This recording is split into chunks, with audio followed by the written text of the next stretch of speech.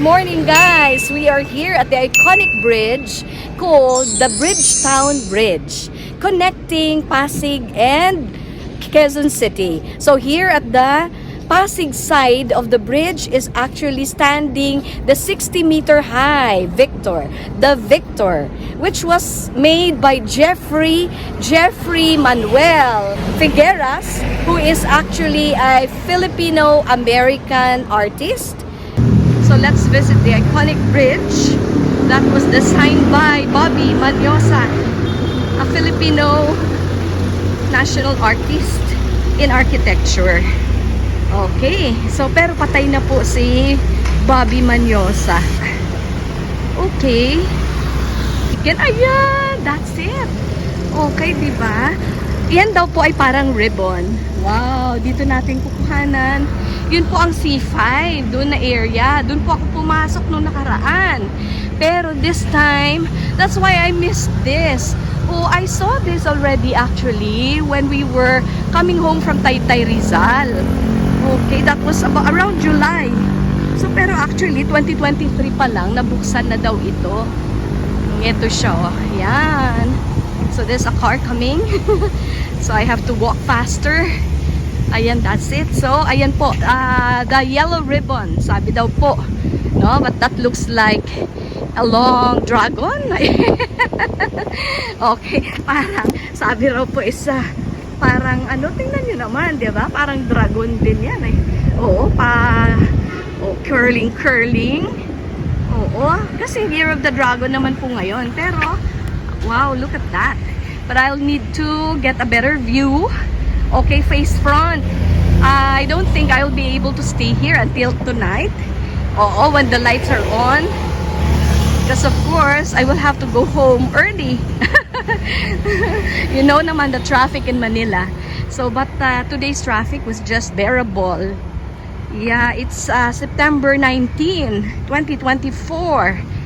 Okay, so I am crossing the iconic bridge called the Bridgetown Bridge. Kaya pala, that's the reason why this is called Bridgetown, because there's really a bridge in this town. That river is actually Marikina River.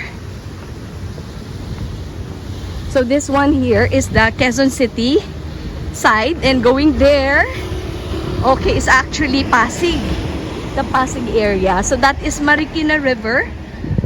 It's brown, a bit dirty because it's raining because of Helen. So actually it could be worse, you know, if now thanks be to God, Helen did not do any harm here in the Philippines. So thanks be to God. Oo, Helen was so kind to us. Okay, and that one is actually the Parklink Bridge. Parklink Bridge. Nakita ko na to eh. I saw this already. I think we were passing across that bridge over there. It's not the Parklink Bridge because that is actually the bridge going to Taytay Rizal. So the Columbarium project is actually found in Taytay Rizal. And I suppose that one is Velares. Okay, and the other areas here, because this is a 32 hectare, I heard, and I read. No, I read this is a 32 hectare development. So, which will include, imagine, dahil nanalo po tayo sa women's football, sa World Cup. So, yes, nagpagawa po ang, anong tawag sa kanila? Robinson's Land Corporation. Ayan si Victor! Ayan si Victor! This bridge is called the Bridgetown Bridge. Look at that. There are still constructions going on all around this 32 hectare estate. So it's a 32 hectare development estate. It's a destination estate. Ayan. So, and I'm bringing you to Victor. Victory! Oo, ang ganda, no? Kasi, oo, this year, actually, we won double gold. So, ayan, double gold para sa mga global Filipinos. Yes, according to that write-up by Scott in PhilStar. Yan po, that's 5 meters 5 meters po ang height nitong supposed to be, later on, it will become a gallery. Yan. So, yung base niya, ganyan, it's not ready yet. So, it's still being constructed. Yes, guys, it's not the best day for vlogging, but this is the only time I had since yesterday when I discovered that I missed something very important here. So, this is it. That is the Victor. So, dedicated to John Gokong Wei, of course, the owner of Universal Robina. It's not only that, Robinsons, of course. So, this is a 32-hectare development estate. Yes. So, Helen's dark clouds are still there, looming. Oh, but hopefully, okay. And the sun is coming out. There you go. The sun is coming out. Oh, you know what? They have made Victor actually as typhoon resistant. I heard that this is made of steel and it's actually perforated. Perforated para the wind will just pass through and then the sunlight will pass through and it's very beautiful. Ang ganda niya, no? Well, it's not the biggest statue in the Philippines. So it's only the second biggest statue. But this is something, you know, it's very iconic. Napaka-iconic po niya, including the bridge over there. So the Victor is even taller than the US Statue of Liberty. Okay, because the Statue of Liberty is only 48. It's actually taller than the Great Sphinx of Egypt. As we know, in India, that's the tallest, and there is one in China, but we know that this is the tallest art installation because there is lighting projection at night. So the tallest lighting projection art installation in the world, according to Figueras, the one who created this. You see, oh guys, this actually is a symbol of the global Filipino who does his best anywhere he goes all over the world. Talaga naman. So I saw how it was constructed in some of the short videos on YouTube, but okay, it was really difficult for them. You know, it was like constructing a building as well because they had to do it piece by piece. Yes, it was not placed there one big statue. No, it was actually piece by piece. So because this colossal statue is actually intended to fight the typhoons here in the Philippines. That's why the perforated steel is actually made for that, so that wind can pass through and even sunlight can pass through, and also the lightings at night. So ayan po. So this is actually one whole estate, one big estate, which is 32 hectare in size. Okay, where there will be motorcycle, and there will be a school there as well for safe motor crossing, and there will be a FIFA World football, and the largest obstacle course in the world will also be located here. Wow, so great, so grand. As I said, colossal nga po. Yes, and let's try to see the iconic bridge over there. There is the iconic bridge called the Bridgetown Bridge. So, ayan po, napakaganda niya, guys. So, Opus, as you can see, opened in July, right? So, I was here maybe a week after the opening. Okay, but I did not know about this.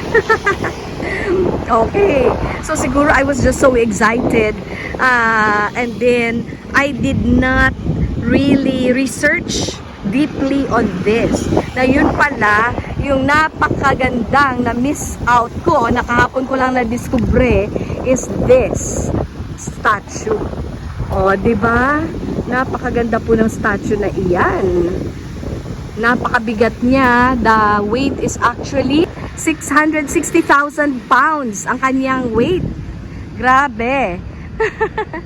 So, as I was speaking, somebody actually stopped and then, took a picture of the Victor. Diba? Nakatingala, ganyan. The Victor is here. So, of course, dedicated to the owner of Robinsons, the Universal Robina.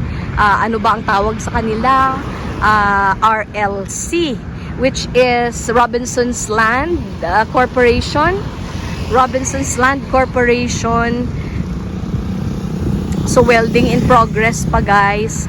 There's actually a 5-meter high staircase. I don't know how many stairs, okay, going up the Victor, but actually they are intending that to be something like when you go on some competition, you come here daw, make your own personal ritual, and ayan, for good luck, parang ganon.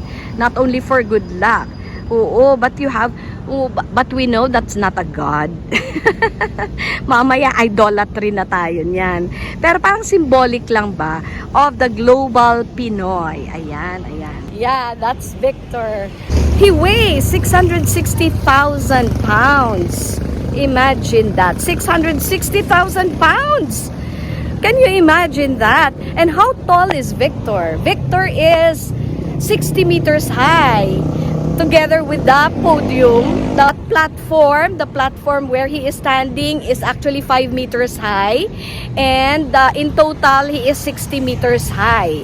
So I am 5 feet tall, and the statue alone is 180 feet. So 180 feet, that means that he is 36 times my height. 36 times, Simply Jane. Ayan siya, ayan, ayan, ayan, ayan, ayan. That is the Victor. Guys, there's a bike lane. Okay, a bike lane, and that one, 2 lanes for going there and then coming back, to another 2 lanes. And of course, my bike lane pa rin po on the other side.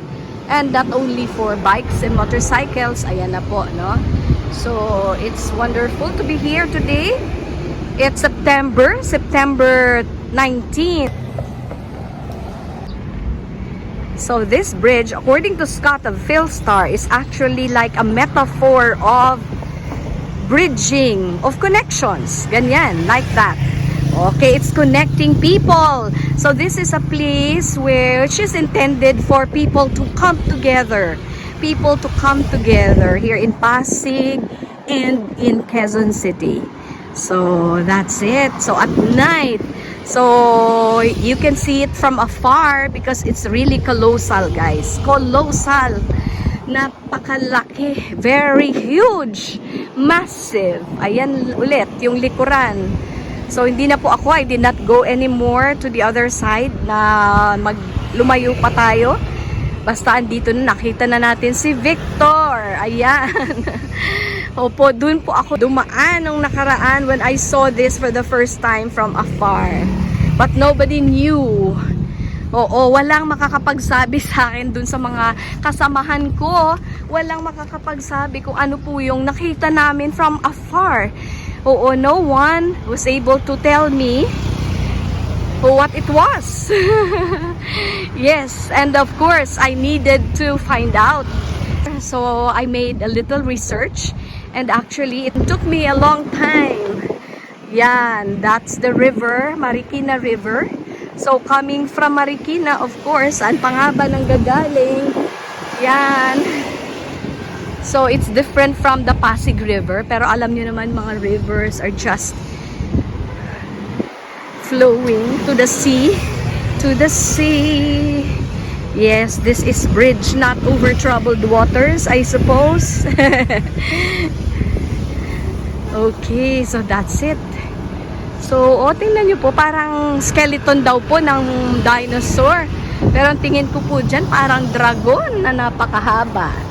Nakita nyo po yung dragon dance, no, ng mga Chinese New Year, ganyan na ganyan po, no. So, iconic siya. Iconic bridge designed by Bobby Manyosa and his group. So, parang sila din po yata ang gumawa nito. Okay. Naman po sa kabila, yun po Parklink Bridge.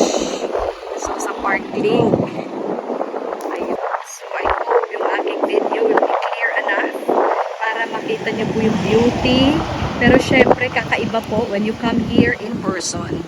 Opo, kakaiba siya when you come here in person. So, tara! Bisita na po kayo. Ito po yung Opus. At nandito po siya sa may Pasig side ng ating Bridgetown. So, it's a town with a bridge. Literally, I thought it was just a name. Yun pala, totoo, may bridge talaga in this town. At ito po yung bridge na yun, the Bridgetown Bridge. Ay, parang ano naman yan? Redundant? Pero okay lang. Oo, maganda po siya talaga, no? So, maganda naman po siya talaga. Bridging people, bridging, yes, not only Filipinos, but also Chinese. Because we know that John Gokongwei was a Chinese. And so many businesses here in the Philippines are actually by Chinese. So, does that mean that they are victorious over us? I hope not. I hope not. So, nandito lang po sila para magnegosyo, pero Pilipino na rin po naman sila. So, we call them Chinoy, right? So, in culture, of course, they're a mixed culture, but we know that the Philippines is a melting pot of races. That's Victor, meaning the winner. So this is where the winners go. According to the motto of RLC. What's RLC? Robinson's Land Corporation. Ayan. So that one here is the Velares, and near it will actually be Haraya. So Haraya, which is a collaboration between Robinsons and Ashang. And then, aside from that, I heard also that there will be a 5-star hotel, which is actually homegrown. The first homegrown 5-star hotel in the Philippines, which they will call as Philly. Isang sulyap pa. Isang sulyap pa dyan kay The Victor. Ayan. Ayan na si The Victor. Ay, sana maging symbol of peace. Okay, wag namang mang-away ang ating mga kaibigan. No, matagal na. We've been friends for a long, long time. So let it stay that way.